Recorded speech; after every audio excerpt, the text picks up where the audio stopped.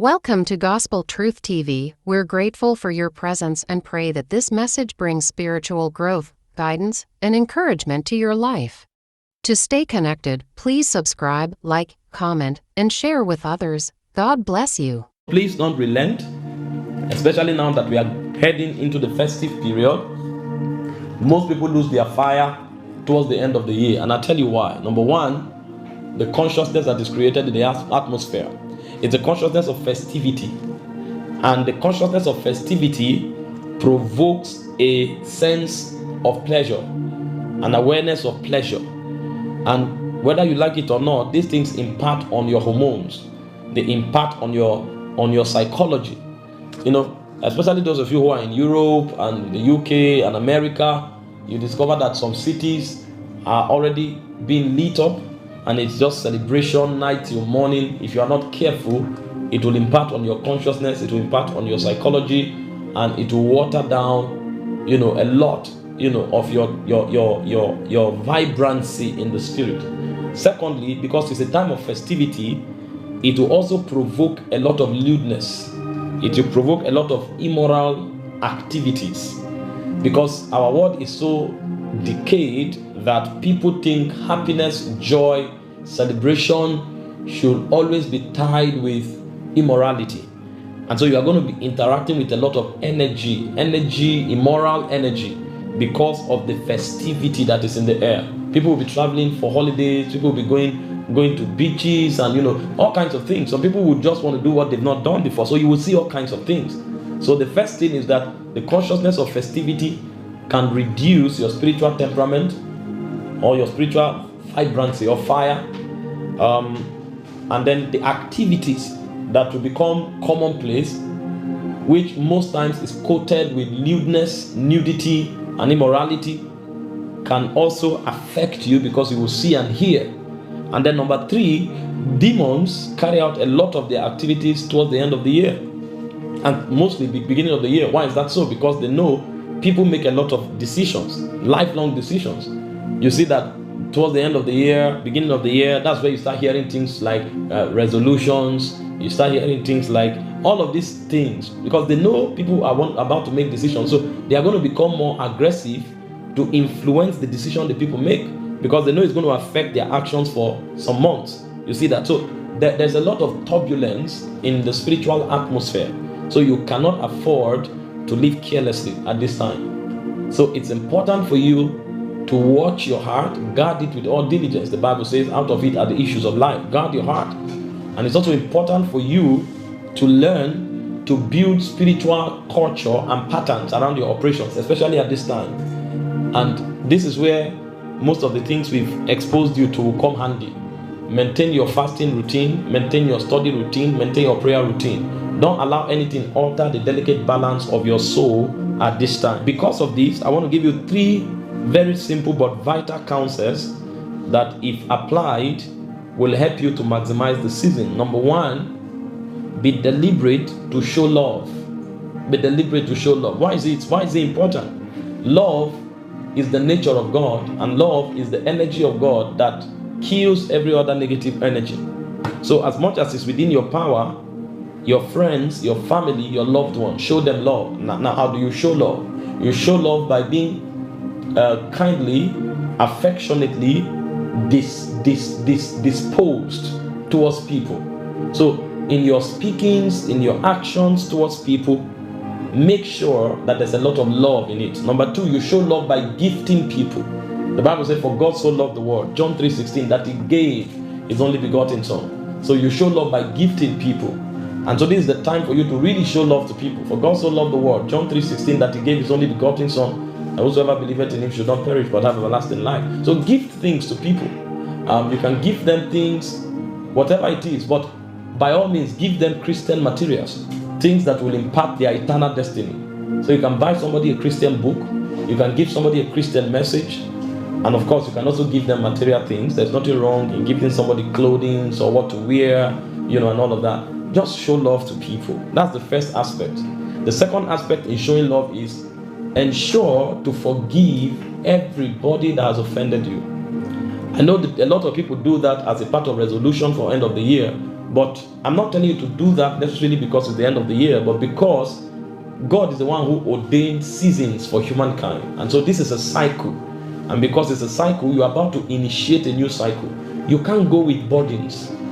The Bible said to lay aside every weight and every sin that doth easily beset us. Does it not shock you that the same way sin limits us, that's how weights also limit us? So it's not only sin that limits you or limits your potentials in God. There are weights that can limit you, and most of that is unforgiveness. You see, so as much as is within your power, forgive everybody that's hurt you. If you need to spend time in prayer, ask the Lord to help you to let go, do it. When you forgive people, you are not forgiving them because they deserve it necessarily. Most of the times they will not deserve it. You forgive people, number one, because of your relationship with God. Jesus was speaking, he said, if you take a gift to the altar and your brother has an ought against you, he said, leave that gift on the altar and go make peace with him first. So if you don't make peace with people around you, it may affect your relationship with God. The Bible speaking about the husband, he said he should deal with the wife with understanding so that his prayers are not hindered. The Bible speaking about family, 1 Timothy 5 verse 8, I guess, he said, a man who cannot provide for his household, he said he has denied the faith and is worse than an infidel. So our interaction with people has a way of affecting our interaction with God. Number two, we are forgiving them for your own mental health sake. Listen, the pressure that comes with animosity, malice, gossip, you don't need those things. Just throw those weights away. Throw them away as quick as possible. You need clarity of vision at this time. God is speaking to his children about the coming year. You don't need anything to interfere with your frequency. God is giving people graces for the assignment and for the operation of the kingdom for next year. You don't need anything to put you out so that you are coming to try to catch up around April, May, June when the year is already finishing.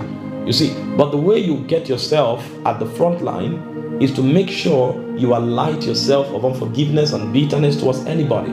They don't even deserve it. They may not even deserve it. But because of your relationship with God, because of your mental health, and because of the graces that you may deny yourself of, if you do not forgive, you cannot not but forgive. So please, as much as it's in your power, show love. The second thing you must do in this season, and do deliberately, is to make sure that you are aggressively involved in soul winning. You will discover, I'm telling you, as you look around this season, you are going to discover that the devil will be doing a lot of recruitment programs this year, this period. You see, most of you who are in Europe, you already see what's going on. You see people doing all kinds of rituals, calling it all kinds of names, and then you know these things are demonic. You see people invite people for all kinds of parties, all kinds of programs, all kinds of excursions, all kinds of camp meetings, all kinds of holidays. And you know all of these programs are recruitment programs because they know at this time the hearts of men and the souls of men are porous. So you also must be deliberate. Don't just while away time. Make sure you are actively involved in soul winning engagements now. And of course, I've taught you before, there are three ways of engaging in soul winning. The first way to engage in soul winning is to go out and talk to someone, especially for those of you who are not in nations where interacting with people is limited or restricted by legal forces. Make sure you talk to somebody about the love of God. Make sure you talk to somebody about Jesus Christ. You don't need to be a theology graduate to do that. Just tell people your story. Tell people the faithfulness of God in your life and tell them Jesus is the only way to God and see what God does. But by all means, be out there talking to people. The second way to win souls, I told you, is to pray for souls. Is to pray for word evangelism. Is to pray. The Bible said, pray ye the Lord of the harvest that he may send laborers into his field, into his vineyard. In Colossians 4:12, it says, Epaphras is one of you, praying fervently for you in prayers that you may stand perfect and complete in all the will of God. So when we pray, it affects souls. So just in case, especially those of you who are in nations where you cannot go out to win souls, make sure you devote time to pray for souls. Pray. There are many naive people. There are many gullible people. There are many weak people. And listen, for some of these people, the devil has already marked them to be killed this period. So you hear that some people are shot. They were just walking in an alley, or they were part of a meeting. They went for a clubbing, and they were just shot. Because a lot of sacrifices go down at this time. So pray for the souls of men. Pray for the safety and preservation of the children of God. Don't just relax. Be part of the army that God is using. See, when we talk about God's army, it's not to go and start a movement necessarily or to join a church. When we talk about God's army, they are the people God can rely on when he wants to do something in a city, in a territory, in a nation, or in a generation. So there may be no physical movement, as it were, but God has a very strong army. That's how kingdom works. You see, So many people assume when you're talking about God's army, oh, maybe a revival campaign begins or a church is doing a program. Oh no, it's deeper than that. Being part of God's army is that God can rely on you, especially in strategic seasons, to advance His kingdom, both at individual level and at corporate level. And one of the ways you get yourself vitally fused into God's army is to spend time praying for souls. Spend time, most of the hour of prayer at these times. Pray for souls. Pray for the souls in your neighborhood. Pray for the souls in your family. Pray for the souls in your nation. Ask God to encounter them. Ask God to open their hearts to hear the gospel, to receive the gospel with meekness. Ask God to send preachers, to send laborers to them, those who carry the gospel of the kingdom. Ask God to create those opportunities for these people to meet them and to speak to them the word of the Lord. These are the things you should do with your time at this period. Be actively involved in soul winning campaign through prayers. The third way you get involved in soul winning campaign is by giving towards it. Listen, we must become very strategic in the kingdom. Again, most of you who are either highly placed in society or who are involved in a lot of things and know how things work, you know what I'm talking about. There are many people around the world at this time who will give money to sponsor camp meetings where youth are going to be disflowered, to lose their virginity. Many people give money to sponsor it. Many people give money for programs on the beach and all of that. Many people give money, and I'm talking about millions of dollars. Most of the activities you see happening around the world is not free. People pay for it. People who know the agenda of the spirits that they represent, they pay for it. There are many programs that will result in initiation, that will result in perversion, that will result in immorality, rituals that will be sponsored by many people. In the same vein, look out somewhere where people, genuine people that God leads you to, that you believe in, are running such programs. Give towards it. And if you are in a territory where nobody is running any program, listen to me, be bold, organize something. Organize something. You can call people to come do a sit out in the garden and tell your friends who believe in it to give. Put the money together, organize it. Even if nobody is preaching, just get some sound system, play gospel music. And as they sit down, give them fruits, give them a drink. And it's just an evening night out. And they are just there listening to the gospel, listening to music. And when they are done, you just tell them, I just want you to know that Jesus loves you. You'll be amazed the impact it will have on someone. So if you're in a place where nothing like that is happening, organize something. Get young people together, 5 hours, 3 hours, pray, share the word of God. Go to a beach somewhere where people are doing what they're doing. Of course, for strong believers, put a tent there, blast worship songs, get people to do something that can get people to the Lord. Be active. Don't be inactive at this time. There are many agents that will be out there working for the interest of their master and the spirits that they give allegiance to. You cannot afford to be docile. This is a sensitive season. Make sure you are out there winning souls, either by talking to people or by giving towards it or by praying. Very important. And then finally, my third counsel for you is to make sure you embark on a retreat. If the activity before Christmas is too much, enjoy your Christmas, spend some time, enjoy yourself. After Christmas, take 2-3 days, organize a retreat. You can go in alone with God for 2 days, for 3 days. It's very important to do that now, because when God speaks, you may not hear. There may be a lot of interferences that you will not do away with, either because of the clog of anxiety or the challenges of life or even the happiness of the season. So you've got to create that time where you go to the Lord. You can do a study retreat where you are locked away for 2-3 days just studying. You can do a prayer retreat where you are praying. You can do a fasting retreat, and you can combine all together where you are studying, praying, talking to the Lord, and fasting for a particular number of hours in the day. But by all means, make sure there is that period of shutting out before the end of the year. And it's important you do this. When you are doing this, there are 5 major things you must involve. Number 1, please take time to appraise your year. See, you are the one who knows how your life is compartmentalized. Check your walk with the Lord, check your career, check your relationships. Be deliberate. Don't just live haphazardly. Oh, this year is finished, we are going into the next year. No, haphazard living cannot produce certain levels of results. See, when you see people command results at certain levels, it's deliberate. You can't command certain results if you don't appraise it. So sit down, find out my life. What areas are the major aspects of my life? Write it down and appraise it. What are the mistakes I made? What are the things I should have done in a certain way that I didn't do? It will take days, but do it because it's awakening your consciousness of excellence, of attention to details, of preparedness for exploit and avoidance of mistakes. So appraise yourself. Now, when you are done appraising yourself for the good things that you have achieved, give God thanks for them. Be deliberate. Most of us are not ingrates consciously. Most of us are ingrates unconsciously. If our attentions were drawn to it, we would be grateful. But the problem is that we don't remember. Our attention is never drawn to it. And because our attention is not drawn to it, we are never consciously and deliberately thankful. So you've got to sit down, find out, check all the exploits you've made this year, the progress you've recorded, and thank God for it. Thank God for it. Thank Him for it.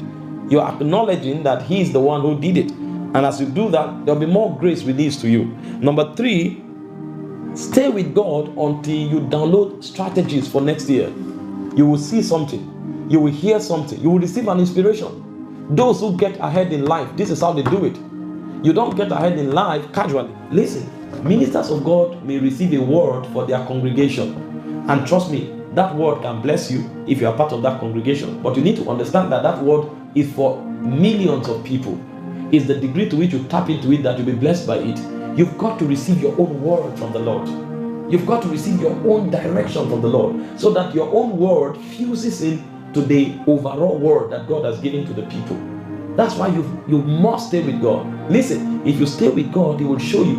God was the one that invited us. In Jeremiah 33 verse 3, He said, ask of me, I will answer. And He said, I will show you great and mighty things that you know not of. So God is willing to show, but will you have the time?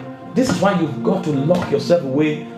Fight every distraction, kill every distraction. Spend time with God until you receive a knowing, until you receive a vision, until you receive an instruction. By all means, don't go into next year without receiving signals from heaven. And then number 4, when God shows you something, be deliberate. Ask for grace. Believe me, God can show you something and you make the mistake of thinking you will do it. If you don't ask for the grace, you'll be in trouble. Listen, when God told us to win 5 million souls, at first I thought it was a joke. It's when we sat down to look at the strategies and the modalities that I knew it was going to demand a lot of grace. Every rural crusade we organize, we spend between 4.5 million to 6 million. That's about $6,000. And we have to organize over 30 of such crusades. The evangelists we mobilize on a weekly basis, we give each of them 100,000 naira. That's about $1,000. That's about $100, right? Now, every week we mobilize 3 to 5 people. So that's between $300 to $500 every week. And we've been doing it without relenting. Now, every apostolic invasion we organize, the ones in Africa, in one environment, one territory, costs between $30,000 to $40,000. And the one in the UK cost over $150,000. So as touching soul winning alone, we spent over $700,000 this year. So salvation is free, but preaching the gospel is very expensive. So when God said win 5 million souls, I had to go back and pray for the grace. Now that's on the area of finances. How about the stress? Dear Lord, if you follow me for 1 month, you don't break down, know that there's a special grace on your life. In the last 3 weeks alone, if I tell you my movements, you'll be amazed. In the last 7 days, if I tell you my movement, let me give you an instance. My journey in the last 7 days, I left. Okay, let me just touch 6 days. I left for Zambia, and in traveling to Zambia, you fly from Abuja. Okay, let me do 10 days so that I give you a broader picture. In the last 10 to 12 days, I had a meeting in a village called Surinyama in Ghana. It's like 30 minutes drive to Ivory Coast.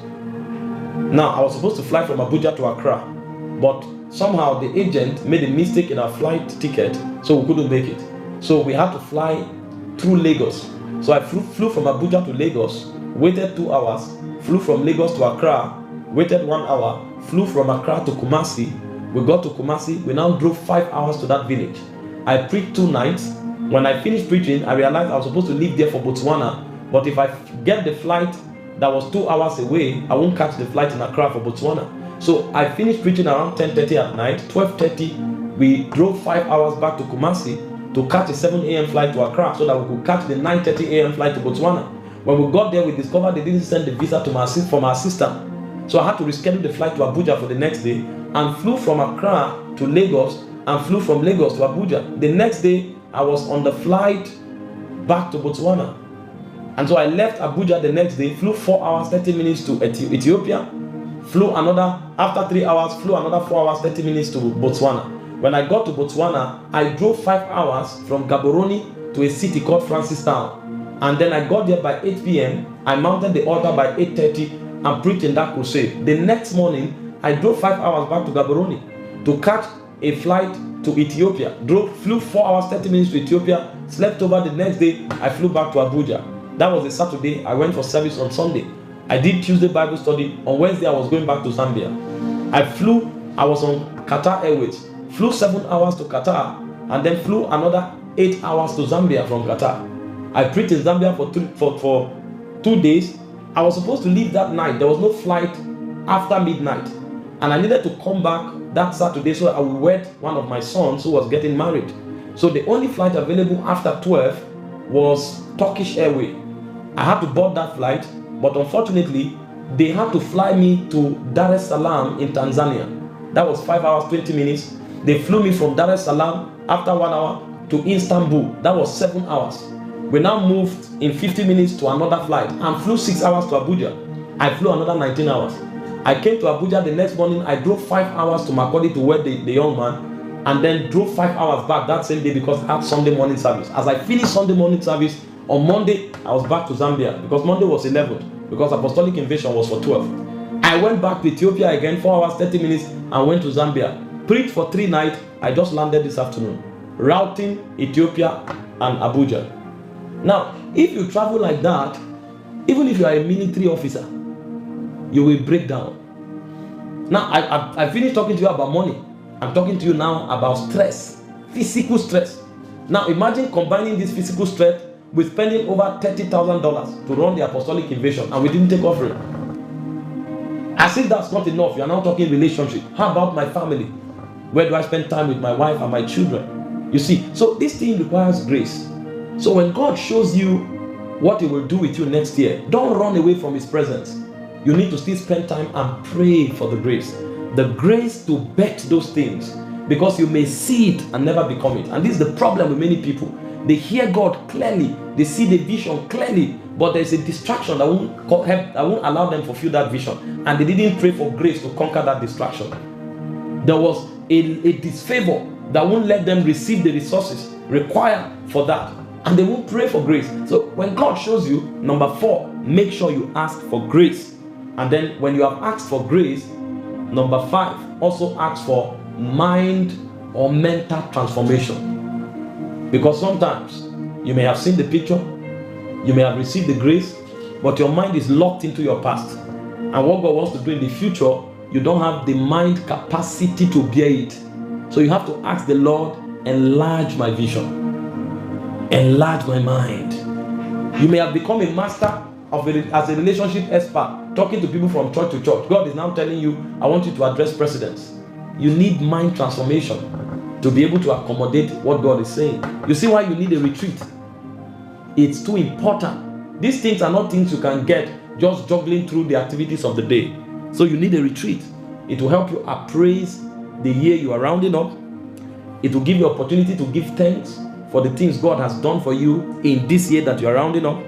It will also help you download strategies for the year you are stepping into, and it will also allow you the opportunity to pray for the grace to fulfill those strategies. And then finally, it will help you to build the mind or mental transformation required in order to make the most. As much as is within your powers, do these things I'm telling you.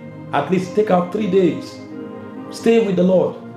If you don't have 3 days, take out 2 days. See, there are certain things that you don't need to be prophetic to know. Eschatological studies will show you. Listen, war will continue. Famine will increase. Corruption amongst leaders will increase. Immorality will increase. Wickedness will increase. As we approach the end of the year, the wickedness of men and the evil on the earth will keep increasing. But darkness is not our problem, because our light shines in the darkness. The problem is that if darkness is increasing and our light is not shining bright, then we'll be in trouble.